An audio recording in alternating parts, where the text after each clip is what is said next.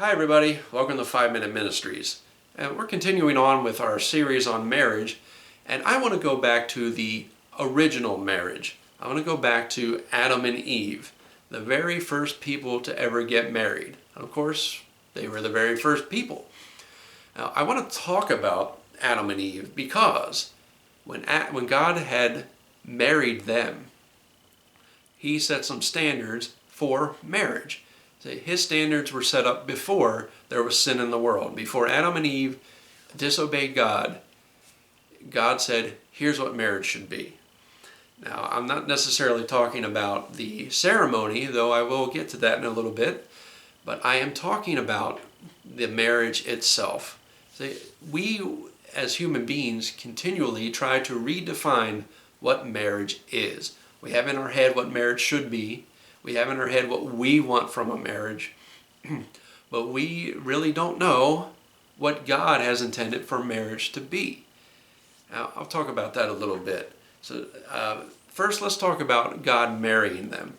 And I want to bring it up because some people think they can stand in the middle of a field or in the middle of a forest, be one with nature, look up and proclaim themselves to be married under God. That is not God's intention. We have to be married according to the laws of the land. Now, God said to obey our government, and whatever channels you have to go through to get married, you go through those channels because God said so. If you look at the first marriage, you'll see that there are some things that happen there that we still do during the wedding ceremony. There's still an officiant. God was the officiant. And you can't get any more official than God Himself. So He presided over the marriage. He brought them together. He was the government at the time. There was no Capitol building. There were no governors and presidents and senators and all that. There was only God. And you can't get any higher of a government than that. There was also purity. The white dress represents purity. Well, you can't get any more pure than no sin. So there was representation of the purity there. There were also witnesses. God the Son and God the Holy Spirit saw what happened. So some of the ceremony that happened in the garden still happens today. And there was also wedding vows. Now, it may not be the traditional ones we have, but Adam says about Eve, this is bone of my bone and flesh of my flesh. And God says, a man shall leave his mother and father and cleave to his wife, and the two shall be one flesh. Now, in these days, it's metaphorical, but it was literal with Adam and Eve.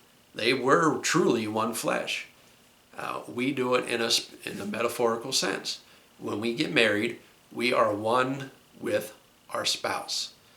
I want you to also notice that when Adam and Eve got married, there were no other human beings.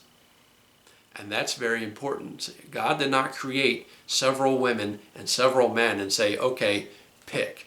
Choose who you want to be married. God established marriage to be one man and one woman for life. That's the whole idea of cleaving to your spouse. You and being one flesh. You're not supposed to separate. It's supposed to be for life. It's supposed to be a man and a woman for life. That is God's establishment. If you disagree with that, when you stand before Him, you can ask Him about it, but I'm pretty sure you are not going to win the argument.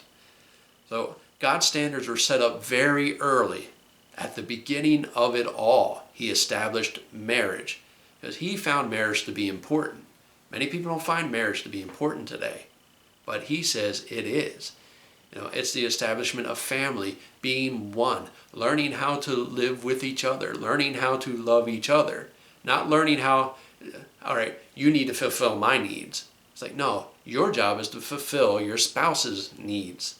Your job is to put your spouse above yourself. That was what marriage was supposed to be. And God established all that right at the very beginning. He didn't fool around with it. But we continually fool around with it, don't we?